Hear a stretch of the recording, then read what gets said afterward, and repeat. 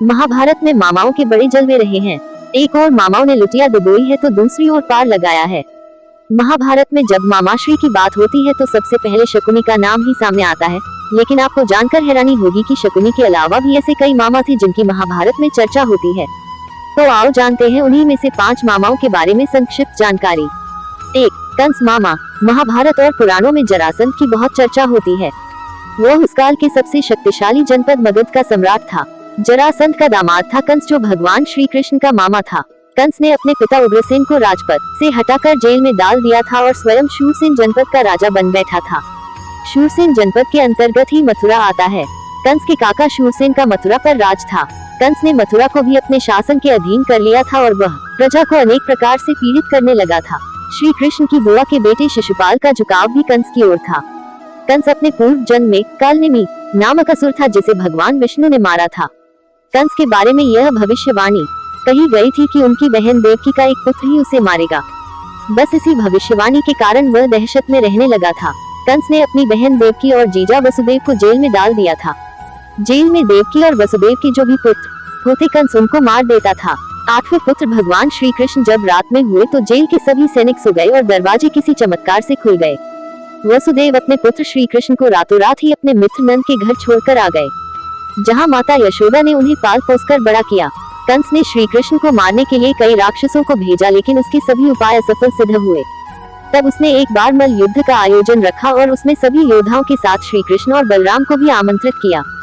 कंस चाहता था कि वह दोनों को यहाँ बुलवाकर अपने योद्धाओं द्वारा दोनों का वध करवा दे, लेकिन ऐसा हुआ नहीं। उस आयोजन में श्री कृष्ण और उनके भाई बलराम ने मिलकर योद्धाओं सहित अपने मामा कंस का वध भी कर दिया और अपने माता पिता को जेल से मुक्त भी कराया था। 2. शकुनी मामा। गांधारी के भाई और दुर्योधन के मामा शकुनी को कौन नहीं जानता। कौरवों को छल व कपट की राह सिखाने वाले शकुनी उन्हें पांडवों का विनाश करने में पग पग पर मदद करते थे, लेकिन कहते हैं कि उनके मन में कौरवों के लिए केवल बदले की भावना थी। कहते हैं कि भीष्म ने शकुनी की बहन गांधारी का विवाह धृतराष्ट्र से जबरन करवाया था। बाद में धृतराष्ट्र ने गांधारी के पिता और दोनों पुत्र को आजीवन जेल में डाल दिया था। कारागार में उन्हें खाने के लिए केवल एक व्यक्ति का भोजन दिया जाता था। केवल एक व्यक्ति के भोजन से भला सभी का पेट कैसे भरता। यह पूरे परिवार को भूखे मार देने की साजिश थी। राजा सुबाल ने यह निर्णय लिया कि वह यह भोजन केवल उनके सबसे छोटे पुत्र को ही दिया जाए ताकि उनके परिवार में से कोई तो जीवित बच सके। यह भोजन शकुनी को मिलता था। एक एक कर सभी मरने लगे।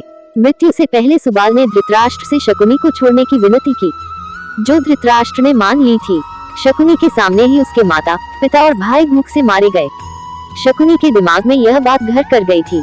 जेल से बाहर आने के बाद शकुनी के पास 2 विकल्प थे, अपने देश वापस लौट जाए या फिर हस्तिनापुर में ही रहकर अपना राज देखे।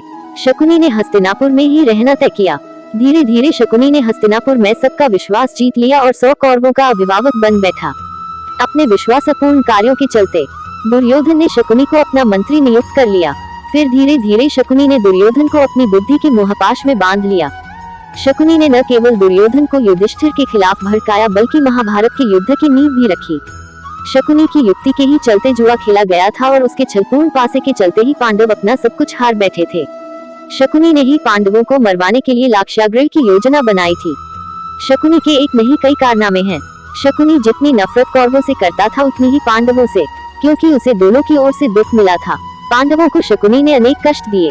भीम ने उसे अनेक अवसरों पर परेशान किया। महाभारत युद्ध में सहदेव ने शकुनी का उसके पुत्र सहित वध कर दिया था। 3. शल्य मामा। रघुवंश के शल्य पांडवों के मामा श्री थे, लेकिन कौरव भी उन्हें मामा मानकर आदर और सम्मान देते थे। पांडु पत्नी माद्री के भाई अर्थात नकुल और सहदेव के सगे मामा शल्य के पास विशाल सेना थी। जब युद्ध की घोषणा हुई तो नकुल और सहदेव को तो यह 100% विश्वास ही था कि मामा श्री हमारी ओर से ही लड़ाई लड़ेंगे। एक दिन शल्य अपने भांजों से मिलने के लिए अपनी सेना सहित हस्तिनापुर के लिए निकले।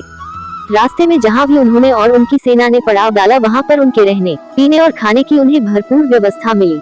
यह व्यवस्था देखकर वे प्रसन्न हुए। वे मन ही मन युधिष्ठिर को धन्यवाद देने लगे। हस्तिनापुर के पास पहुँचने पर उन्होंने वृहद विश्राम स्थल देखे और सेना के लिए भोजन की उत्तम व्यवस्था देखी। यह देखकर शल्य ने पूछा, युधिष्ठिर के किन कर्मचारियों ने यह उत्तम व्यवस्था की है? उन्हें सामने ले आओ, मैं उन्हें पुरस्कार देना चाहता हूँ। यह सुनकर छुपा हुआ दुर्योधन सामने प्रकट हुआ और हाथ जोड़कर कहने लगा, मामाश्री यह सभी व्यवस्था मैंने आपके लिए ही की है। ताकि आपको किसी भी प्रकार का कष्ट न हो। यह सुनकर शल्य के मन में दुर्योधन के लिए प्रेम उमड़ आया और भावना में बहकर कहा, मानो आज तुम मुझसे कुछ भी मांग सकते तो मैं तुम्हारी इस सेवा से अति प्रसन्न हुआ हूँ। यह सुनकर दुर्योधन के कहा, आप सेना के साथ युद्ध में मेरा साथ दें और मेरी सेना का संचालन करें। यह सुनकर शल्य कुछ देर के लिए चुप रह गए।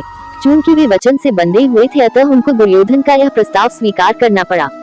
लेकिन शर्त यह रखी कि युद्ध में पूरा साथ दूंगा, जो बोलोगे वो करूंगा, परंतु मेरी जुबान पर मेरा ही अधिकार होगा। दुर्योधन को इस शर्त में कोई खास बात नजर नहीं आई। शल्य बहुत बड़े रथी थे। रथी अर्थात रथ चलाने वाले। उन्हें कर्ण का सारथी बनाया गया था। वे अपनी जुबान से कर्ण को हतोत्साहित करते रहते थे। यही नहीं, प्रतिदिन के युद्ध समाप्ति के बाद वे जब शिविर में होते थे तब भी कौरवों को हतोत्साहित करने का कार्य करते रहते थे। 4. कृपाचार्य। कृपाचार्य चिरंजीवी है, अर्थात वे अभी भी जीवित है। गौतम ऋषि के पुत्र शरद्वान और शरद्वान के पुत्र कृपाचार्य महाभारत युद्ध में कौरवों की ओर से लड़े थे और वह जिंदा बच गए। वे 18 महायोद्धाओं में से एक थे। कृपाचार्य की माता का नाम था नामपदी था, जो एक देवकन्या थी। कृपाचार्य की बहन कृपी का विवाह गुरु द्रोण के साथ हुआ था। कृपी का पुत्र का नाम था अश्वत्थामा, अर्थात अश्वत्थामा के वे मामा श्री थे। मामा और भांजे की जोड़ी ने युद्ध में कोहराम मचा रखा था। कृपी धनुर्विद्या में अपने पिता के समान ही पारंगत हुए। भीष्म ने इन्हीं कृप को पांडवों और कौरवों की शिक्षा दीक्षा के लिए नियुक्त किया और वे कृपाचार्य के नाम से विख्यात हुए। कुरुक्षेत्र के युद्ध में ये कौरवों के साथ थे और कौरवों के नष्ट हो जाने पर ये पांडवों के पास आ गए। बाद में इन्होंने परीक्षित को अस्त्र विद्या सिखाई। युद्ध में कर्ण के वधोपरांत उन्होंने दुर्योधन को बहुत समझाया कि उसे पांडवों से संधि कर लेनी चाहिए, किंतु दुर्योधन ने अपने किए हुए अन्यायों को याद कर कहा कि न पांडव इन बातों को भूल सकते हैं और न उसे क्षमा कर सकते हैं। युद्ध में मारे जाने के सिवा अब कोई भी चारा उसके लिए शेष नहीं है। युद्ध में द्रोणाचार्य, कृपाचार्य और अश्वत्थामा तीनों ही भयंकर योद्धा थे। तीनों ने अपने युद्ध कौशल के बल पर पांडवों की सेना का संहार कर दिया था। महाभारत के युद्ध में अर्जुन और कृपाचार्य के बीच भयानक युद्ध हुआ।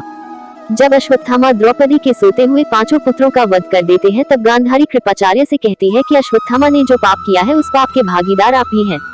आप चाहते तो उसे ऐसा करने से रोक सकते थे। आपने अश्वत्थामा का साथ दिया। आप हमारे कुलगुरु हैं। आप धर्म और अधर्म को अच्छी तरह समझते हैं। आपने यह पाप क्यों होने दिया? कृपाचार्य को इस बात का पछतावा भी हुआ था। 5. श्री कृष्ण मामा। भगवान श्री कृष्ण अर्जुन पुत्र अभिमन्यु के मामा थे। वे सब कुछ जानते थे, फिर भी उन्होंने अभिमन्यु को चक्रव्यूह तोड़ने के लिए क्यों भेजा? अभिमन्यु के चक्रव्यूह में जाने के बाद उन्हें चारों ओर से घेर लिया गया। घेर कर उनकी जयद्रथ सहित 7 योद्धाओं द्वारा निर्मम तरीके से हत्या कर दी गई, जो कि युद्ध के नियमों के विरुद्ध था। कहते हैं कि श्री कृष्ण यही चाहते थे। जब नियम एक बार एक पक्ष तोड़ देता है, तो दूसरे पक्ष को भी इसे तोड़ने का मौका मिलता है।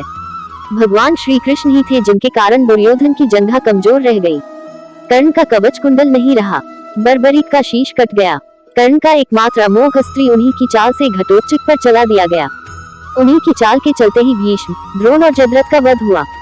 महाभारत के युद्ध में जो कुछ भी हुआ वह श्री कृष्ण की इच्छा से ही हुआ।